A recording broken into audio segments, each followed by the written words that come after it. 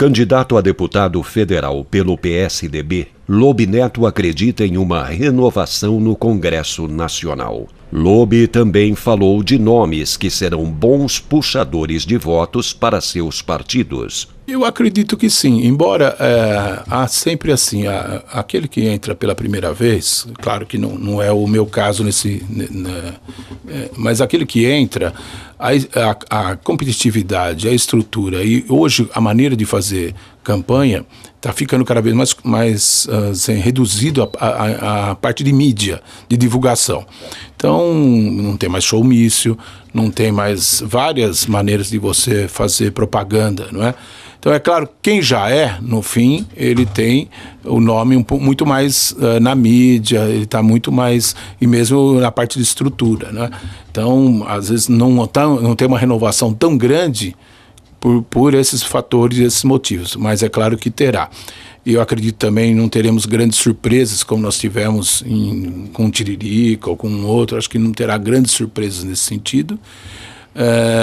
Uma outra questão, teremos sim alguns puxadores de votos, que são alguns nomes que estão aí, se por exemplo Zé Serra, se ele resolve mesmo sair federal, será um puxador, ele terá uma boa votação no estado todo, não é, com ex-prefeitos, prefeitos, etc. O Marcos Feliciano, na linha que ele poderá ser um bom puxador de votos para o partido dele. O Celso Russomano, né? São 3 nomes, está toda hora na TV, são nomes, já tem o recall da campanha passada em São Paulo. Então são nomes que provavelmente, próprio Tiririca foi um nome de 1,5 milhão, mas poderá ter aí os 500 votos, né? 500 mil votos, 600 mil votos. Então tem alguns assim. Mas é claro que pode acontecer o que aconteceu, o Leite, quando eu fui candidato a estadual pela segunda vez. Na primeira vez eu tive 31 mil votos em São Carlos e 7 mil votos fora. E eu fui eleito raspando. Daí na segunda eleição, na reeleição, eu tive no total 33 mil, 5 mil a menos, porque houve uma fuga dos eleitores na votação.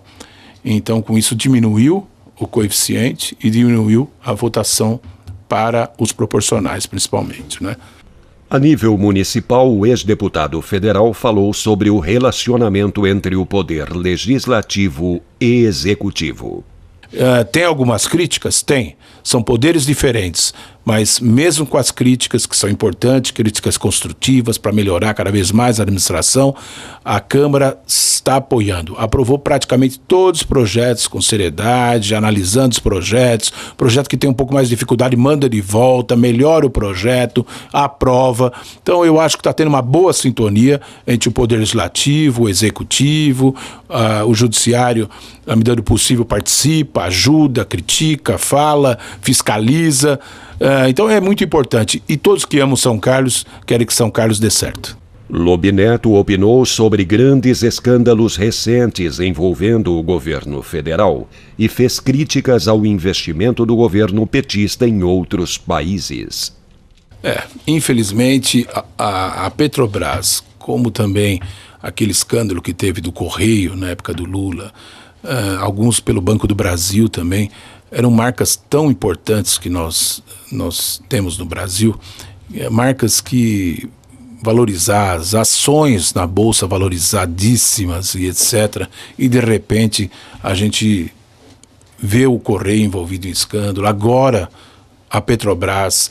Então é lamentável essa partidarização dentro de empresas tão importantes como a Petrobras, Banco do Brasil, Correios e tantos outros órgãos que nós temos. Infelizmente, ocorreu isso, acho que tem que ser apurado. E a outra coisa também, nós estamos melhorando, temos que melhorar os nossos portos aqui no Brasil. E de repente a gente é surpreendido com um porto em Cuba, que o governo apoiou totalmente. Tudo bem, eu não sou contra apoiar um porto em Cuba ou não cobrar o que ficou na questão com a Bolívia, não cobrar nossas diferenças ou com a Venezuela. desde que nós tenhamos o nosso porto aqui funcionando, desde que a nossa logística esteja boa, os atendimentos logísticos da nossa produção estejam razoáveis, coisa que não ocorre. De repente, então, a gente vê tantos investimentos num porto lá em Cuba e o Porto de Santos, o Porto de São Sebastião, Porto de vários estados aqui, precisando de uma remodelação, de equipamentos para agilizar a descarga e carga dos produtos. A gente vê que não tem esse investimento. E, mais uma vez, também o que aconteceu com a Copa, não é? Tudo para a última hora, e aqueles, os investimentos no fim, como é de última hora, tem que fazer algumas licitações emergenciais, e etc, e fica o custo muito maior do que era para ser. Mas eu acho que a população vem entendendo isso, esperamos aí que em outubro possamos ter aí uma decisão soberana da população.